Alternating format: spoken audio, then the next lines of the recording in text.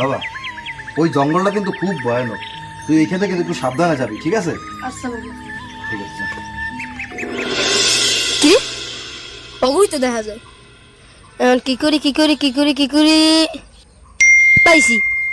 ওস্তাদ আজ দিয়ে এক মালেরও দেই না, দিনটা কি এমনি যাইবো? আরে ভাই টেনশন করস না, পাখি একলা একলা এই খাঁচায় বন্দি হইব। এটুকুর মধ্যে ঢুকাই দিতে হইব, এটুকুর মধ্যে ঢুকাই দিলে ওরা আর পাইবো না।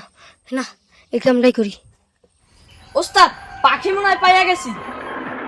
আহো বাতিজা আহো। কি রে তুই সাহস দেখে তো আমি কুল পাই না, তুই জঙ্গলের রাস্তা দিয়ে একা হাইটে যাস? না মানে ভাই, এই তুই কয়ে দেওয়া লাগে, ঠিক করো রে।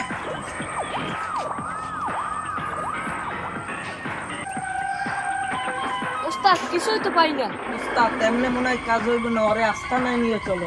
এই চল। কি রে তোর কি মরণের ভয় নাই? তোর কাছে যা যা আছে সব বাইর কর। ভাই আমার কাছে শুধুই কান্নে দুলটাই আছে। কি রে তোর কাছে এত দামি জিনিস আর তোরা খুঁজে পাইলি না?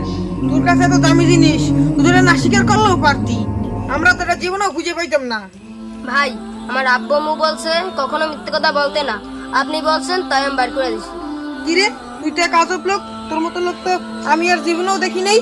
তুই একটা যদি মিথ্যে কথা বলতি তাহলেই তো তুই জিনিসটা নিয়ে যাইতে পারতি। ভাই এই কানে দুলের থেকে সত্য কথার মূল্য অনেক বেশি। আমি হয়তো এখানে মিথ্যে কথা বলে বেঁচে যাইতাম, কিন্তু আমি হাসির ময়দানে গিয়ে আটকে পড়তাম। ভাই তুই তো আমার মনের দুয়ার খুলে দিলি রে, আমি এখন ভাই ভালো হয়ে যাবো, তুই আমার মাফ করে দিস। ভাই আমার কাছে মাপ চান কেন? মাপ চাইবেন আল্লাহর কাছে, আল্লাহ আপনাকে মাফ করে দেব। আল্লাহ অনেক দয়ালু, আল্লাহর কাছে মাপ চাইলে কাউকে নিরাশ করেন না, আল্লাহ মাফ করে দেন। আয় ভাই বুকে আয়, আমি আজ থেকে আর ডাকাতি করবো না, আজ থেকে আমি ভালো হয়ে যাবো।